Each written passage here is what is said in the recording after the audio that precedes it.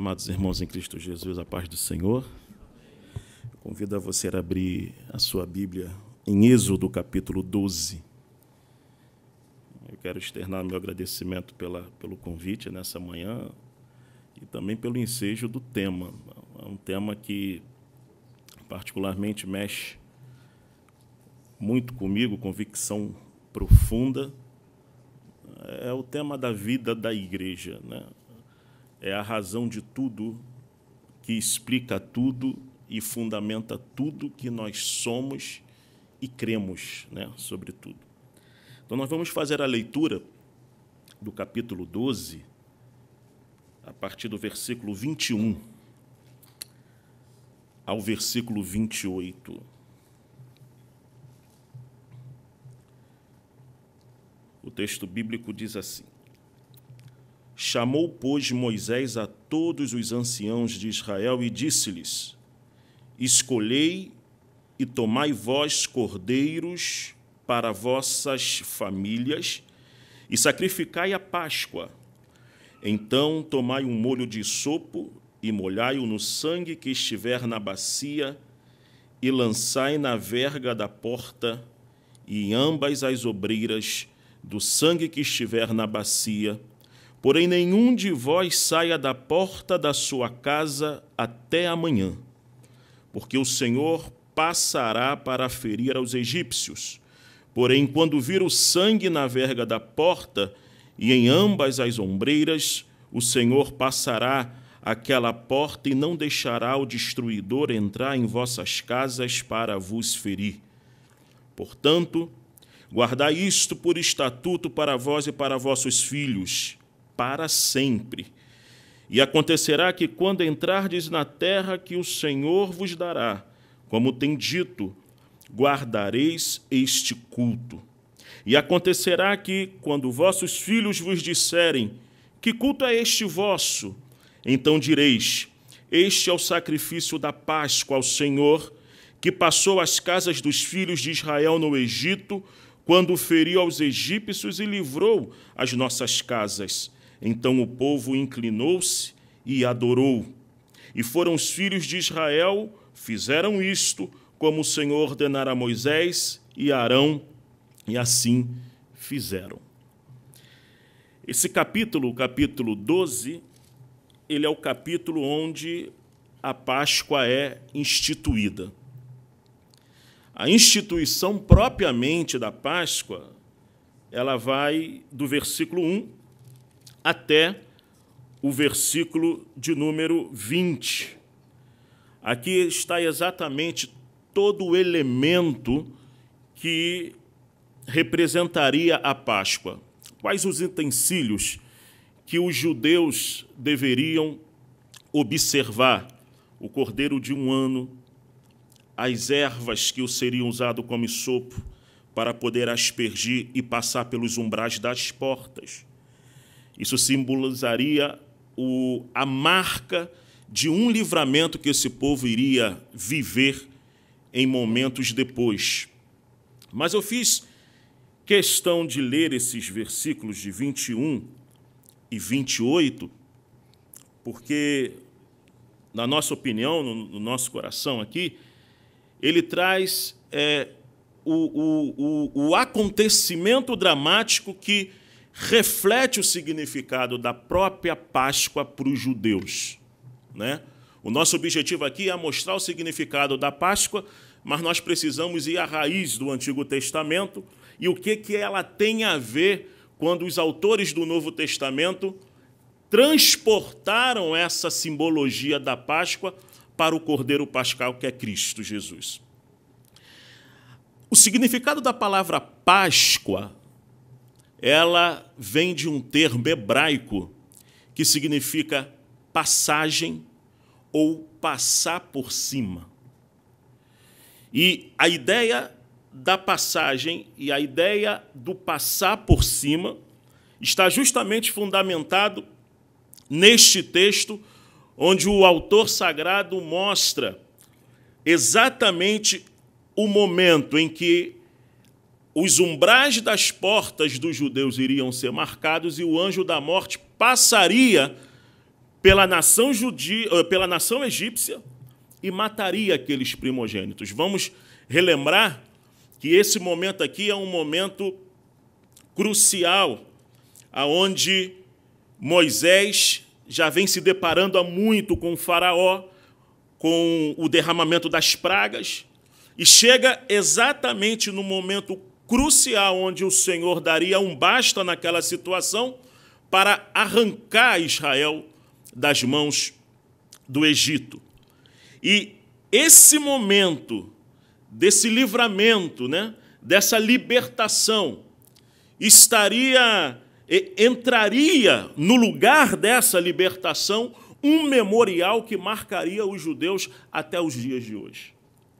E justamente essa palavra quer mostrar exatamente essa passagem, esse passar por cima, esse livramento que Deus deu aos filhos de Israel.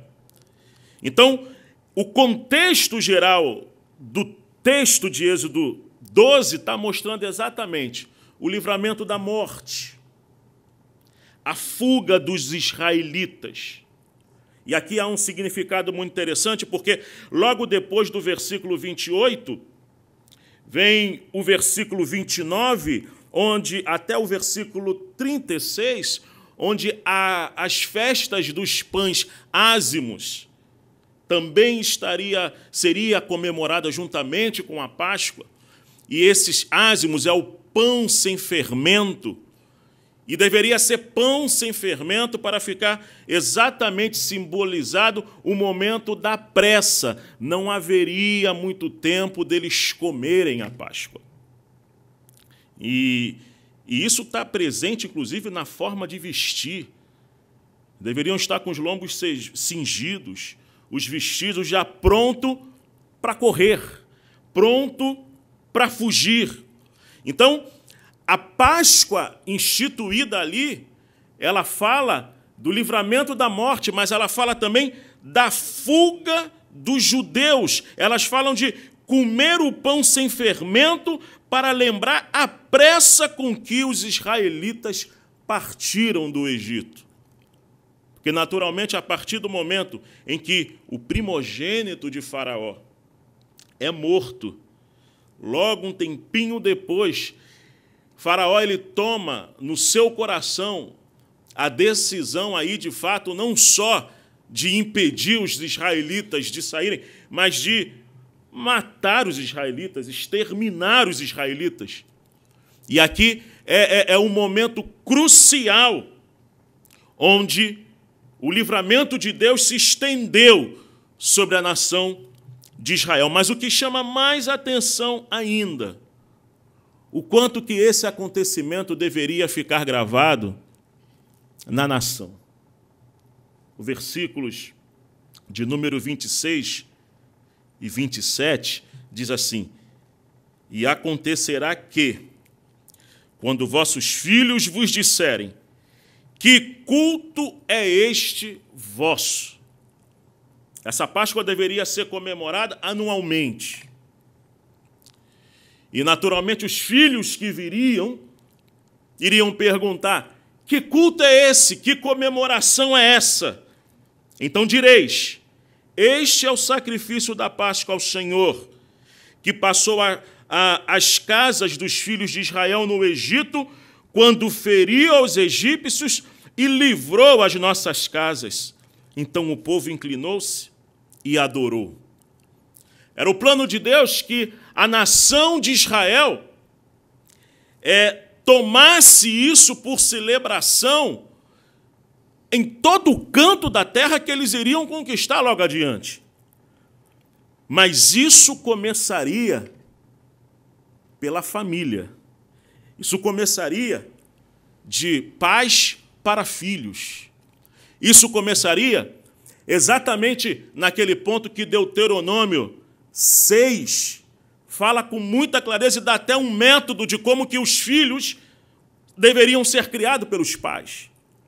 Eles deveriam ser criados pelos pais, os pais assentados em suas casas, repetindo a lei, de maneira que aquela lei entrasse na mente, descesse para o coração e formasse nele uma grande consciência de quem era o Deus de Israel, o Deus de Abraão, o Deus de Isaac, o Deus de Jacó. É aí que a Páscoa ela ganha, sobretudo, uma perspectiva de memória. E é muito bonito você ver isso até hoje entre os judeus. Você parar um pouquinho para estudar como que os judeus celebram a Páscoa, você vê que os filhos estão envolvidos em tudo. Eu vi um depoimento de um rabino há um tempo atrás, onde ele dizia que a ideia, né, é que os filhos comprem as ervas, arrumem a mesa da Páscoa em suas casas com os seus pais, tendo essa percepção de que esse momento grandioso e extraordinário deveria ser supervalorizado no seio da família, porque é ali que é formado o momento em que os pais fazem a ponte para que os seus filhos conheçam quem é o Deus de Israel. E conhecer o Deus de Israel aqui tem na Páscoa o grande símbolo desse acontecimento e dessa natureza, o Deus que livrou a nação de ser exterminada. Então, memória, livramento, é o que originalmente a Páscoa significa para os judeus, para a nação de Israel, desde aquela época aos dias de hoje. Só que nós que somos cristãos, a Páscoa ela passa a ter uma referência muito mais profunda e ampla com os autores do Novo Testamento. É muito claro que os autores do Novo Testamento, eles consideram esse grandioso acontecimento da Páscoa como um precursor da morte e ressurreição de Jesus. Tudo o que nós conhecemos dos autores do Novo Testamento sobre a crucificação, sobre a paixão, sobre a ressurreição de Cristo, tem como sombra o acontecimento da Páscoa. O acontecimento da Páscoa, ela antecipa, e aqui do ponto de vista teológico, do ponto de vista profético, do ponto de vista da progressão do plano de salvação de Deus, ela antecipa exatamente um acontecimento que não estaria mais focado só na história da nação de Israel. Ele passaria a ser a história do livramento da humanidade inteira. Ele passaria a ser a história do livramento do ser humano inteiro. Olha o que diz, por exemplo, o Evangelho de João, capítulo 1.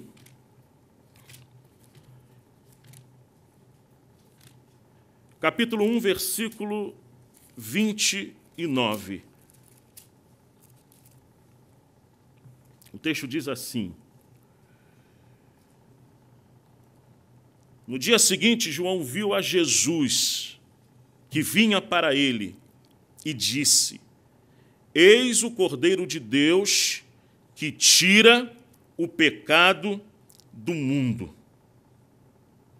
Esse termo, eis o Cordeiro de Deus, do ponto de vista dramático, do ponto de vista para o judeu, ele remete diretamente para o Cordeiro Pascal, para o Cordeiro da Páscoa. 1 Coríntios, capítulo 5, versículo 7, o texto bíblico diz assim: alimpai-vos, pois, do fermento velho.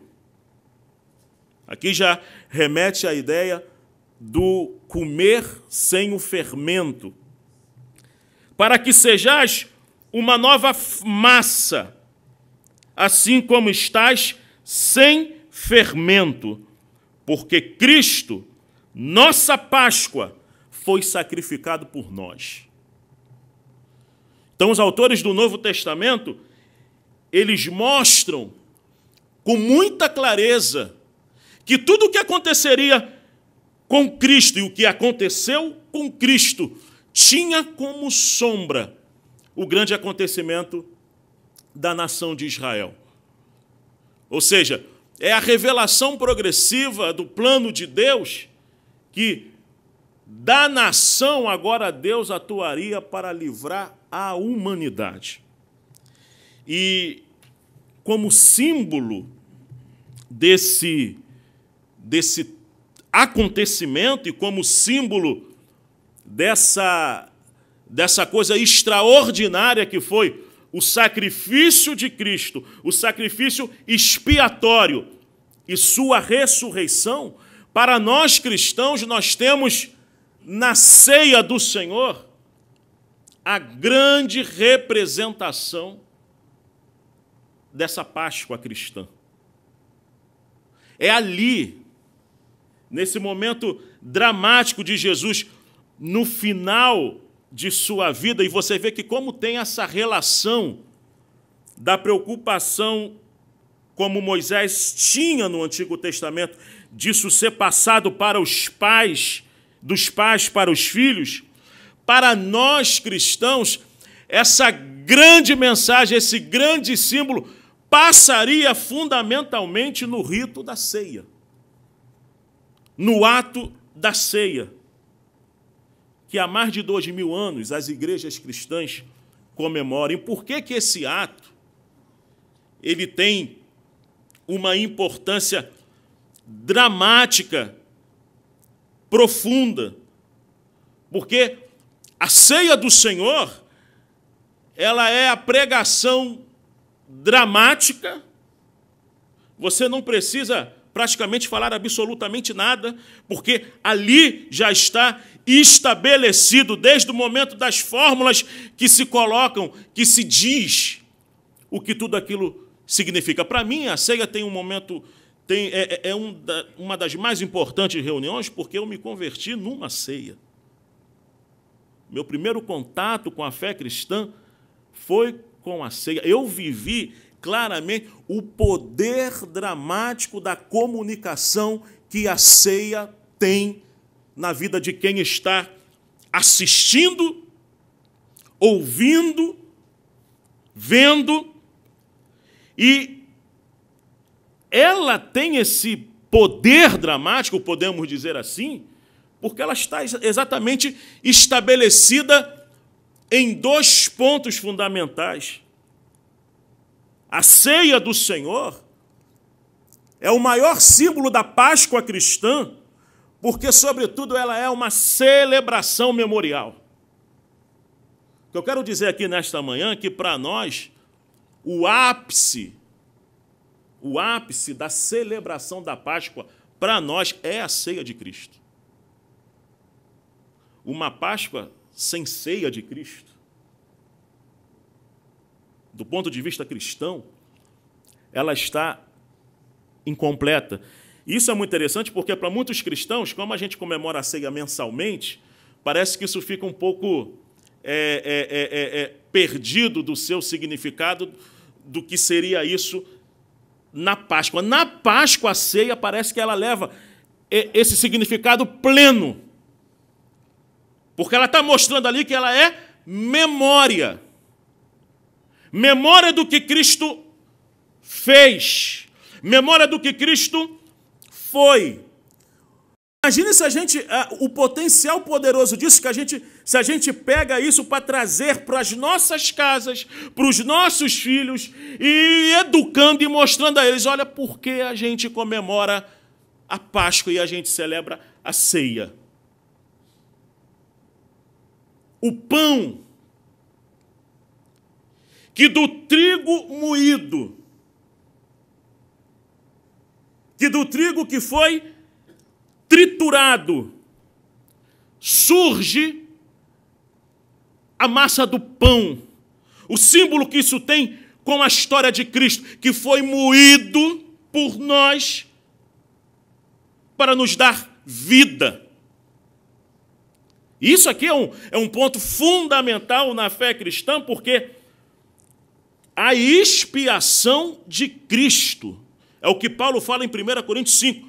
Ela só teve a razão de ser por causa dos nossos pecados. No meio teológico, há muita especulação das pessoas quererem tirar da expiação de Cristo essa perspectiva de pagamento do pecado, como que a morte de Cristo fosse apenas um modelo.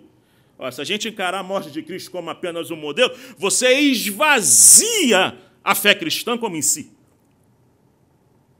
E aí a gente pode comer e beber, que morreremos e estaremos todos dos nossos pecados e não tem salvação para ninguém. Mas o cerne de celebrar, por exemplo, a ceia, esse momento, é trazer à memória do que Cristo fez por mim, um homem pecador. Além da celebração da memória, a ceia de Cristo traz em nós essa perspectiva taxativa dessa expiação como um pagamento do pecado. Na cruz, a gente vê uma coisa dramática, que é ali o amor de Deus na sua maneira mais esplêndida, mas, ao mesmo tempo, a sua justiça e santidade contra o pecado da humanidade.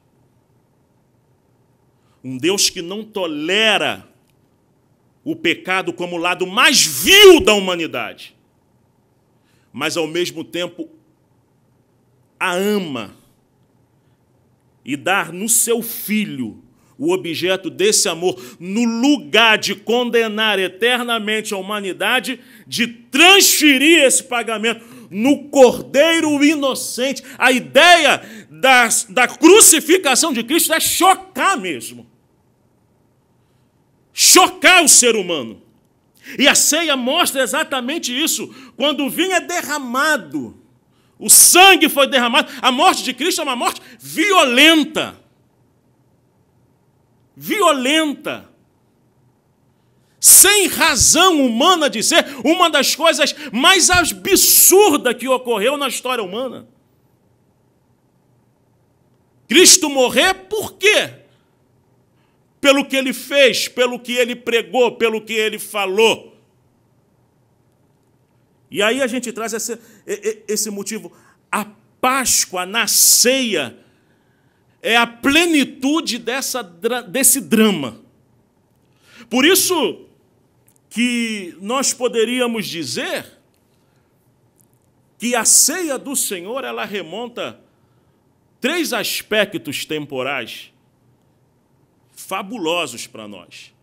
Ela nos faz olhar para o passado. No momento que você está participando da ceia do Senhor, você está rememorando e você está dizendo, você está olhando para trás e você está dizendo: olha o que Deus fez por mim. Significa dizer que o que Cristo fez na cruz do Calvário apagou o seu pecado. Apagou o seu pecado. Essa é a dimensão passada, pretérita. Mas a ceia do Senhor, ela também tem uma dimensão do presente. Cristo está ali com você. E nós que somos pentecostais, inclusive, nós sabemos, como testemunho de muitos irmãos, como Cristo cura nas nossas reuniões de ceia.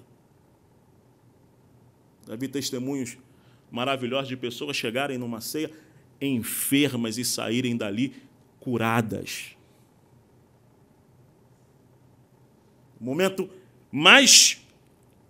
Uma das maneiras mais concretas para dizer o seguinte: Cristo está nessa reunião.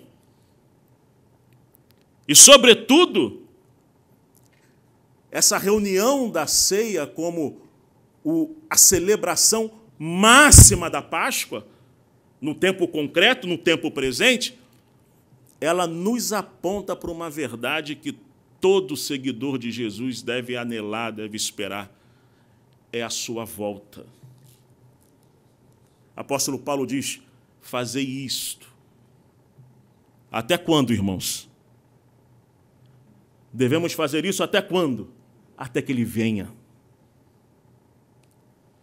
Você tem uma dimensão escatológica da ceia, de que enquanto nós estamos celebrando mês a mês, há igrejas que comemoram quinzenalmente, enquanto nós estamos fazendo isso, já tem mais de 2000 anos, nós estamos olhando para o alto, esperando um dia ir com ele e beber do vinho com ele. A ceia do Senhor, ela tem essa dimensão passada, presente, futuro. E por que eu estou me prendendo aqui na ceia? Porque ela é.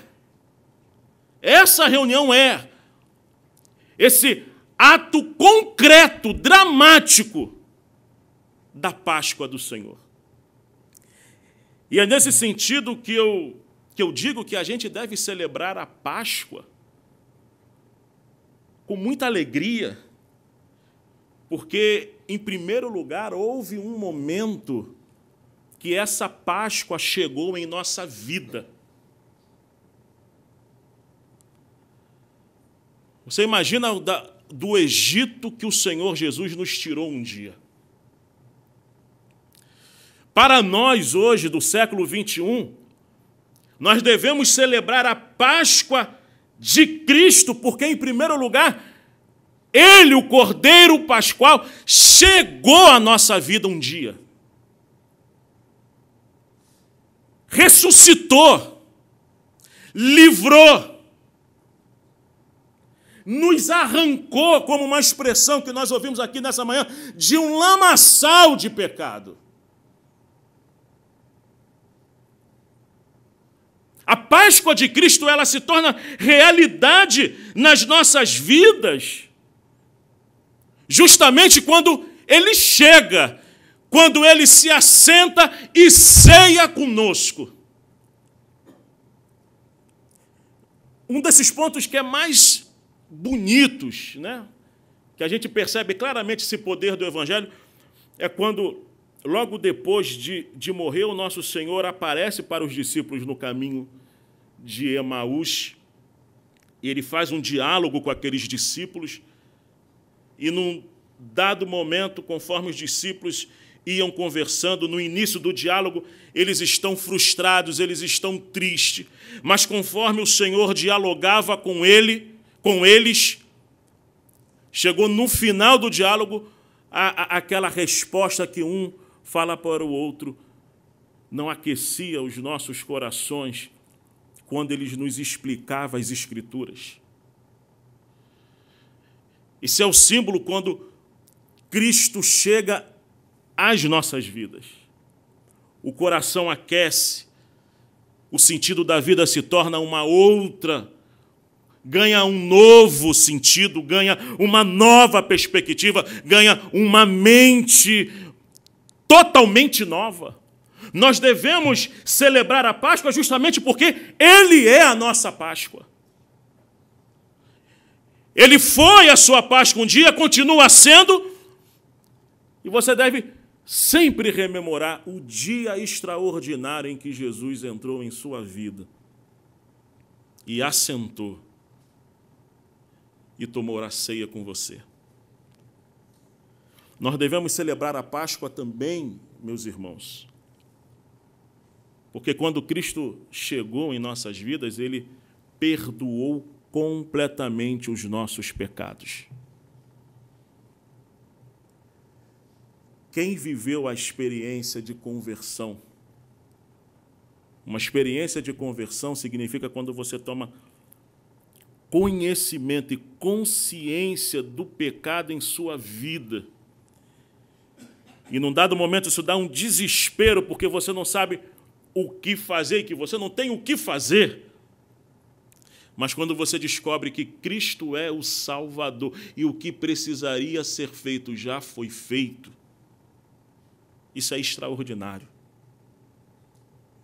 É uma das coisas mais extraordinárias que pode acontecer na vida de um ser humano. Nenhum ser humano vai se arrepender pelo meu discurso humano, ou às vezes até pelo discurso religioso de alguns. Ele só vai se arrepender quando ele tiver um encontro com o Espírito Santo,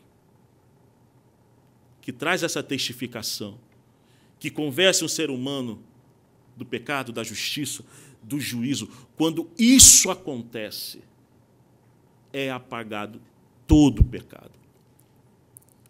Devemos celebrar a Páscoa justamente porque isso chegou um dia em nossas vidas. O inimigo de nossas vidas sempre tentou a todo tempo nos acusar, jogar em nossa cara tudo o que fizemos, e às vezes por intermédio de pessoas ele faz isso. Mas a verdade é que em Cristo todos os nossos pecados foram apagados. Pecados do passado, pecados do presente e também pecados do futuro. O sacrifício de Cristo, nesse sentido, ele é suficiente. E, em último lugar, nós devemos celebrar a Páscoa porque Cristo ressuscitou. Esse é o evento histórico mais extraordinário no mundo. Cristo ressuscitou historicamente, dentro da história. E isso tem um significado tão especial para os cristãos, que já na época dos próprios cristãos primitivos, eles anunciavam essa ressurreição, e a história da ressurreição em si era tida por muitos como algo impossível. Tamanha loucura que seria, naquele momento, uma pessoa que morreu ressuscitar. Mas isso, ela estava colocada no centro da fé cristã, testificada pelos apóstolos, testificada e confirmada por mais de 500 irmãos, como Paulo fala na sua carta aos Coríntios, no capítulo 15. Um acontecimento extraordinário que mostra Cristo como simbolizado no ápice do que o Evangelho significou. E aí vem uma informação histórica, porque no domingo,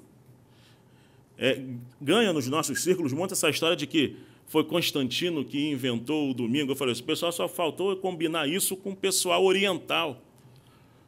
Porque a questão do domingo é uma coisa muito simples. É um fato histórico. Cristo ressuscitou no domingo. A partir do domingo, crentes judeus que guardavam o sábado começaram a se reunir no domingo. O domingo ganhou esse significado histórico, temporal, atemporal.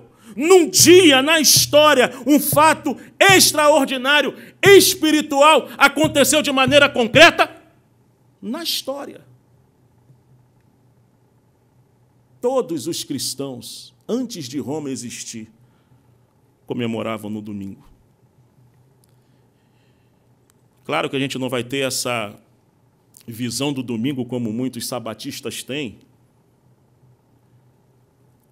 mas é preciso, sim, do ponto de vista da lei, do ponto de vista do próprio Evangelho, isso os puritanos faziam muito, né? Tirar um dia da semana, a gente faz todos os dias, mas tirar um dia da semana para estar com seu coração e sua mente voltado integralmente para Deus. Os cristãos faziam isso. E por quê que eles faziam isso? Era legalismo? Não.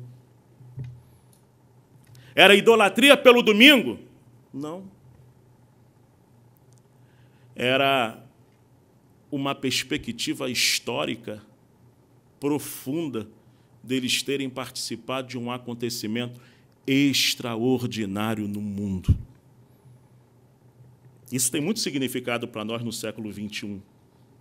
Eu já vi muita gente dizer assim, não, a gente não tem que guardar isso, guardar aquilo. A gente tiver de orar, a gente ora todo dia. A gente tiver de cultuar, cultua todo dia. O problema é que não se cultua todo dia porque ninguém tem tempo para nada. Só aquilo que é fundamental para nós, cada um dentro da sua possibilidade, dentro das suas circunstâncias, independente de qualquer coisa, a gente precisa tirar um momento especial para Deus, aonde você se volte totalmente para Ele, onde você deixe questões seculares, onde você deixe questões de lado, onde você deixe política, onde você deixe uma série de coisas de lado e se volte só para Ele, para as coisas do alto, para as coisas do céu. A Páscoa do Senhor nos traz essa consciência. A consciência de que esse acontecimento extraordinário nos trouxe o que nada poderia nos trazer: perdão dos nossos pecados, vida eterna para nós. Por isso, meus irmãos, com o olhar lá no Antigo Testamento do que Deus começou a fazer através de uma nação, mas com o olhar aberto do Novo Testamento, quando esse acontecimento se deu para o mundo inteiro, que a Páscoa de Cristo seja realidade a cada dia na sua vida, na minha vida, na nossa vida. Vamos celebrar a Páscoa de Cristo com alegria. Vamos olhar para a ceia do Senhor não como uma reunião rotineira, mas para o que ela significa. A gente vive num tempo que realmente muitos ritos, tradições são contestadas a todo momento. Se a ceia se transformar num mero rito, realmente acaba o seu significado. Se for um mero rito, se for aquela coisa rápida, se for aquela... um rito desse só tem razão de ser quando pessoas como eu e você têm plena consciência do que aquilo significa. E a ceia do Senhor, ela é o ápice dessa celebração da Páscoa, porque Cristo é a nossa Páscoa. Cristo é o nosso Salvador. Cristo é o nosso Redentor. Então, quando, a partir de hoje, podemos dizer assim, que nos voltemos para essa verdade extraordinária. Cristo é a nossa Páscoa e por isso devemos celebrá-la no nome de Jesus. Deus abençoe nossos irmãos.